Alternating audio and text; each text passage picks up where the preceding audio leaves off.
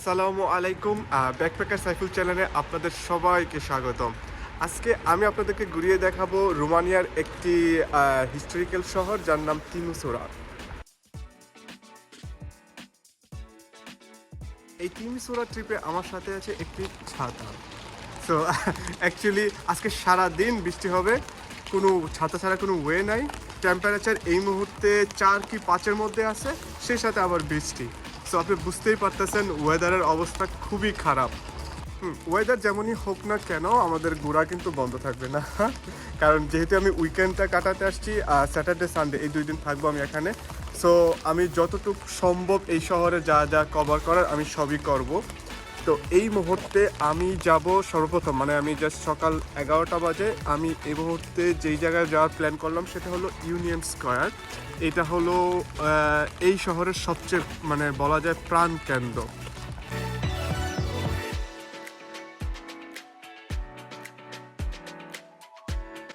এই স্কোয়ারটাতে আসার পর সব থেকে মজার যে বিষয়টা হলো মানে এর এর সারাউন্ডিং আপনি সব কিছু পেয়ে যাচ্ছেন। অলমোস্ট বলা যায় যে টপ যে 1-2টা অ্যাট্রাকশন এই শহরটা আছে সব এইখানে অবস্থিত। যেমন এই যে আমার পিছনে যেটা দেখতেছেন এটা হলো সেন্ট জর্জ ক্যাথেড্রাল, এটা অর্থোডক্স ক্যাথেড্রাল। তারপর এই যে এই বিল্ডিংটা দেখতে পাচ্ছেন এটা হলো তিমিসোরা আর্ট মিউজিয়াম, বলা যায় রোমানিয়ান স্টেট আর্ট মিউজিয়াম। তারপর এই বিল্ডিংটা এটা কাসাব্রোক। তারপর এই যে এখন একটা এটা দেখতেছেন এটা হলো সার্বিয়ান অর্থোডক্স চার্চ। সো আপনি বুঝতেই পারতেছেন, আপনি যদি এই জায়গাটাতে আসেন তাহলে আপনি অনেক কিছু দেখতে পাচ্ছেন একই সাথে।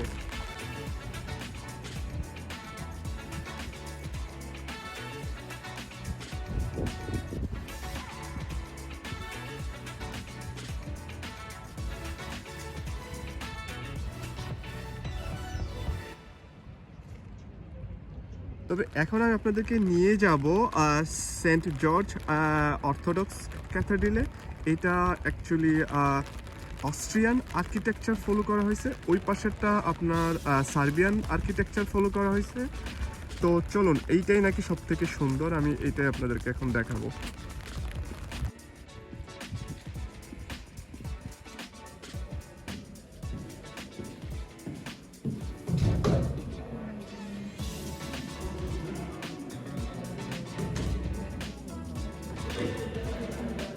ভিতরে অনেক মানুষ প্রার্থনা করতেছে।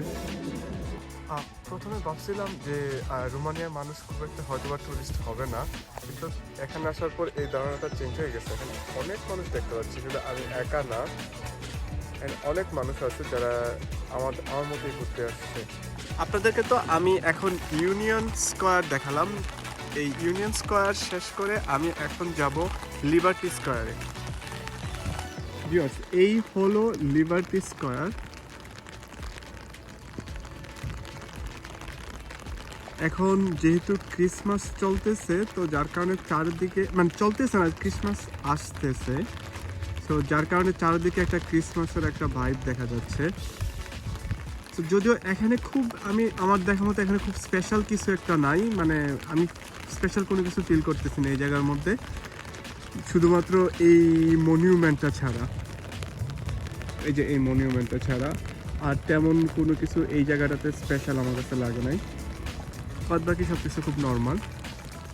আমি এই মুহূর্তে লিবার্টি স্কোয়ার আছি। লিবার্টি স্কোয়ার থেকে আপনারা দেখতে পাচ্ছেন আরেকটা, মানে আমি বলা যায় যে তিমিসোরার যে মেইন অ্যাট্রাকশন, হ্যাঁ, যে মনিউমেন্ট, যেটা মেইন মনিউমেন্ট বা মেইন অ্যাট্রাকশন সেটা হলো এই অর্থোডক্স চার্চ। এই অর্থোডক্স চার্চ এখান থেকে আপনি লিবার্টি স্কোয়ার থেকে হাঁটার দূরত্বে আপনি এই জিনিসটা রিচ করতে পারবেন। তো এখন আমরা অর্থোডক্স ক্যাথেড্রালে যাব। এই যে এখন এই মুহূর্তে এই জায়গাতে চলতেছে ক্রিসমাসের প্রিপারেশন। এই যে ছোট ছোট ঘরগুলো দেখতেছেন এগুলো হলো ক্রিসমাসের শপ, এখানে বসবে। চারোদিক দিয়ে লাইটিং করা হইতেছে, সো খুব ভালোই লাগতেছে দেখতে জিনিসগুলো আমার কাছে। এই ক্যাথেড্রালের বিশেষত্ব শুধুমাত্র এই না যে এটা তিমিসোরার একটা আইকনিক প্লেস, সেটা না, এটা আরেকটা বিশেষত্ব হলো এটা ইউরোপের সব থেকে বড়, রাশিয়ার পরে সব থেকে বড় যদি কোনো অর্থোডক্স ক্যাথেড্রাল থাকে এটা হলো সেই ক্যাথেড্রাল। চলুন এখন আমরা এটার ভিতরে যাব। আজকে যদি বৃষ্টি না হতো তাহলে হয়তো আকাশটা খুব সুন্দর থাকতো, ভিডিওটা আর একটু সুন্দর হতো, বাট বৃষ্টির কারণে খারাপ লাগতেছে তাও না। আচ্ছা চলুন ভিতরে যাই। ভিতরে মনে হচ্ছে অনেক মানুষ। অর্থোডক্স ক্যাথেড্রালের একটা বিশেষত্ব হচ্ছে ভিতরটা থাকবে একদম গোল্ড গোল্ড সব কিছু।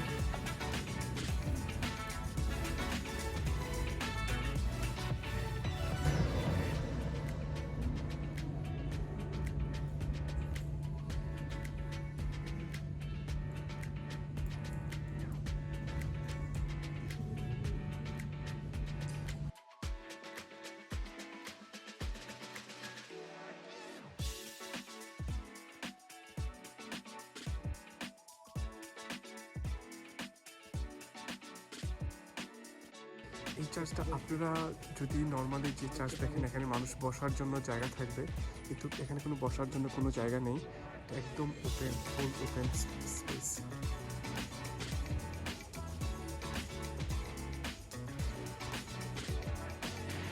তো ভিউয়ার্স, আমি এখন চার্চ থেকে বের হলাম। এই মুহূর্তে এখান থেকে আমরা যাব আমব্রেলা স্কয়ার, যেখানে মাথার উপরে আমব্রেলা থাকবে।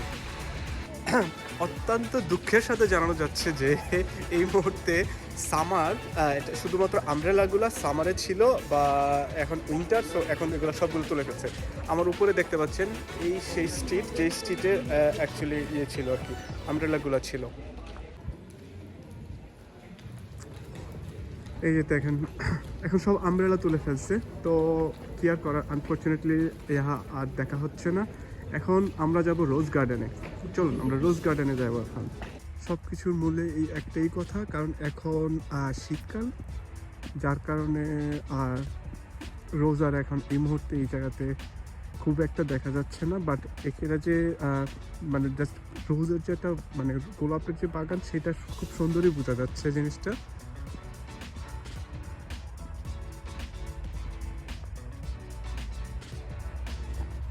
এনে জায়গাটা খুব যে সুন্দর আমি তা বলতেছি না, যে এটা অনেক সুন্দর একটা জায়গা এরকম না। আমি জানি না সামার আসলে এটা কীরকম সুন্দর হবে, বাট এখন এটা খুবই মানে এত একটা খুব সুন্দর না। আমার কাছে খুব একটা এতটা খুব আকর্ষণীয় লাগতেছে না।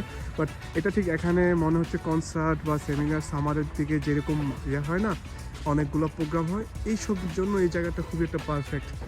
ইভেন ছবি তোলা আসলে সামারের জন্য আমি মনে করতেছি সামার এটা বেস্ট একটা প্লেস।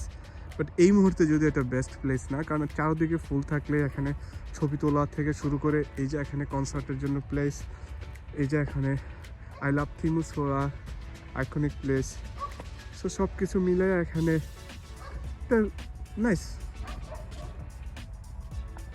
রোজ গার্ডেনের এই জায়গাটাতে যেটা দেখালাম একটা মুক্ত মঞ্চের মতো, সো বোঝাই যাচ্ছে এখানে সামারের দিকে অনেক প্রোগ্রাম হয়, লাইক কালচারাল বলেন আর সঙ্গীত বলেন, যাই বলেন, অনেক প্রোগ্রাম হয়।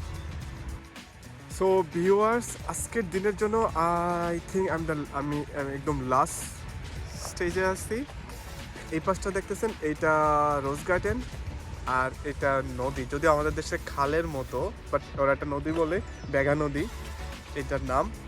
তো হ্যাঁ, সবার শেষে আমি আপনাদেরকে একটা বলতে চাই, যদি আজকে ভিডিও ভালো লেগে থাকে অবশ্যই আমার চ্যানেলটা লাইক, কমেন্ট, সাবস্ক্রাইব করবেন। এবং আমি পরবর্তীতে আজকে এই যে ভিডিও হলো, তারপরে আমি একটা নাইট লাইফ নিয়ে একটা ভিডিও করব আর অন্য সকল ভিডিও করব। সো আমার সাথে থাকবেন। আর অবশ্যই যারা দেখছেন তাদের সবাইকে জানাই আন্তরিক ধন্যবাদ। আল্লাহ হাফেজ।